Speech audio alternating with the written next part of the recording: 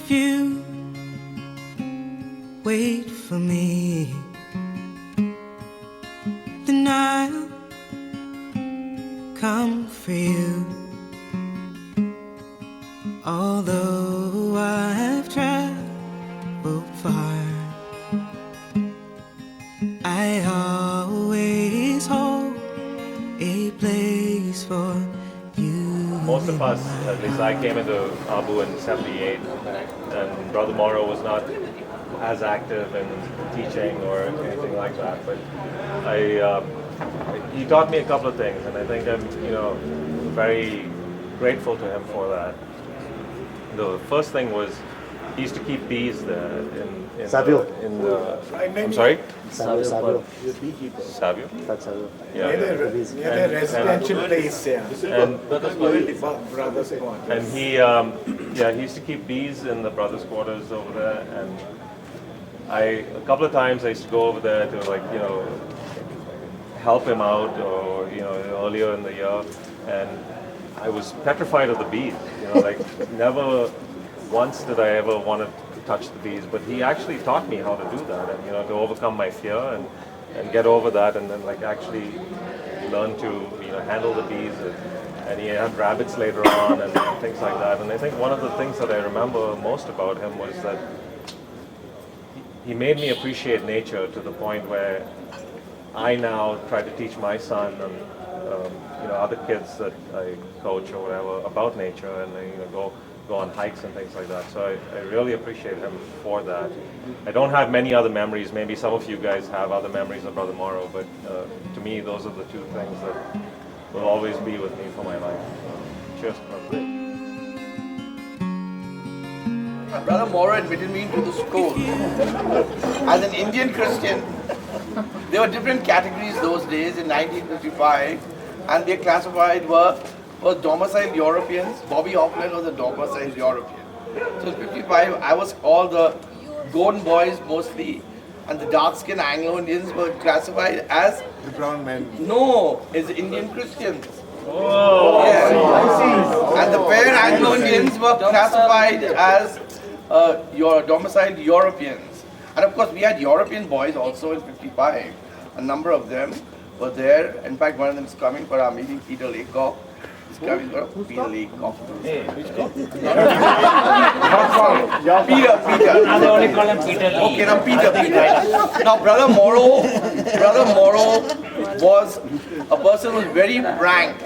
And once he came up to me, he said, Karl, he said, it's better that you teach the middle sections than the higher sections. You're a much better teacher. So he was sometimes frank to the hurting point. Hello? But Yes? I appreciated him sometimes, but sometimes I didn't appreciate him.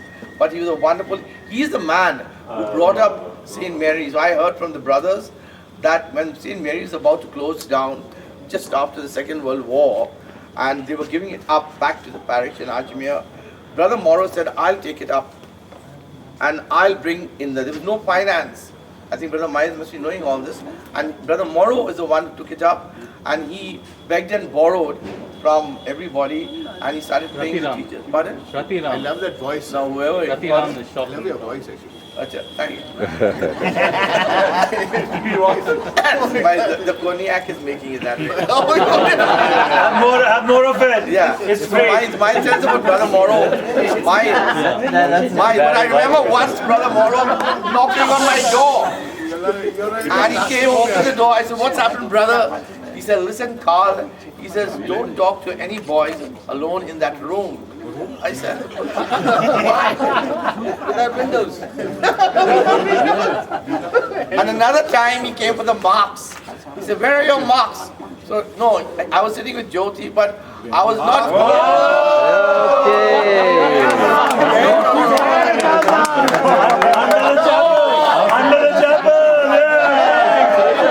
He was learning the sitar. I'll tell you the true story.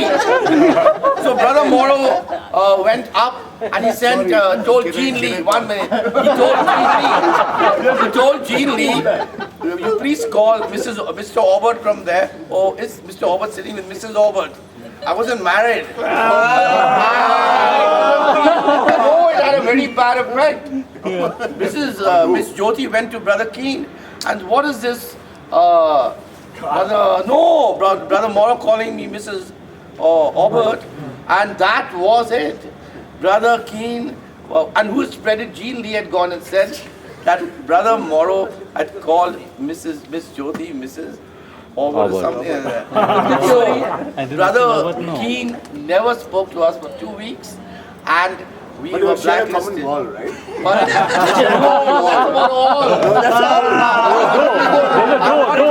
There's a big hole in between. There's a door on the wall. Hemant was a favorite, and another was Yoginder Verma, Yogi. And Yogi used to tell me some hair raising, and she called her mummy and borrow money from her. I never called her mommy. That's good, you never called her mummy, but Yoginder was a little cleverer than you. So Brother Morrow was a very good soul, and he was the one that I met him again when I came back to teach. But beyond that, he was the one who brought up St. Mary's back again. Otherwise, St. Mary was going back to the parish, to the St. Anthony. It was a railways, it was given to the Ajmer parish. But Brother Morrow stopped it. He said, I'll bring up the school. And he got it up. By 1954, 55, it was very difficult to manage the school. But a number of parents helped him, and who had helped him? Who helped you? Ram, I think. Rafi Ram. Beyond that, there were a number of people from Bombay. He borrowed money, and the school climbed up in number. It had fallen down, I think, to 40 students in the. So there's a book by, what is that book which I think Miss Mary has got written? Some Polish refugees who had come from Jamnagar. They were all put in St. Mary's. And I think Miss Mary's got the name of the book. Now there are 2 books written, by the way. Now there's another book which I'll tell you about, written about, now brother, don't get embarrassed. It's written by But is it a true story or not? Is it a true story? Now, he's written the boarding school boys. Now, the name of the book is on that Kindle, I think. The boarding school boys. It's written by a boy who passed out, I think, in the early 50s, and he's converted all the Irish brothers into fathers. And he's made the whole book like me. Very exciting. The name of the book is The Boarding School Boys. Now it's on Kindle, but it's not bad, minds. It's just a little exaggeration, but it tells you all about the love. I don't know if you've seen that. Most of you must have seen that Kindle, but one of my friends brought that up. I don't have a Kindle. So he was reading The Boarding School Boys. So those in the US and Canada can get down to the book called The Boarding School Boys. It's about St. Mary's during the 50s and 40s. And it's very interesting. But he's converted all the brothers into Father Patrick's and Father this and Father that.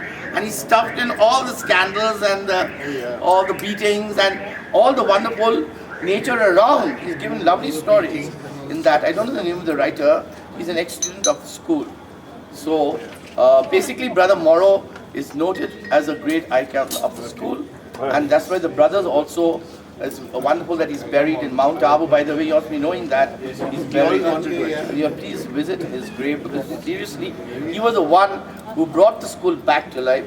Otherwise, there would have been no St. Mary. And otherwise, there would have been none of us. Guys, Miles. Just to add to one of Brother Morrow's stories. Brother Morrow was also in St. Columba's, and I don't know whether you guys know, but Rajiv Gandhi, Sanjay Gandhi, Rahul Gandhi, they all went to Columbus. And there is a story that goes around that the Hindi teacher actually rapped Sanjay Gandhi when he was in class. He deserved it.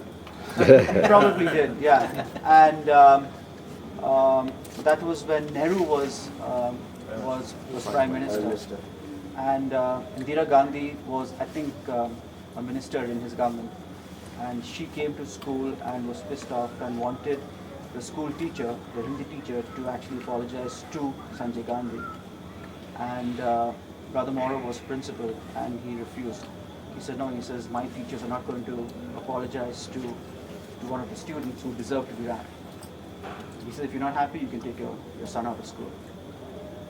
and he didn't take him out of school. He didn't take him out of school, but that's one of Brother Morrow's stories. Wow. Very firm. Very firm. Very firm. Brother Morrow. Brother Morrow. Say you hold a place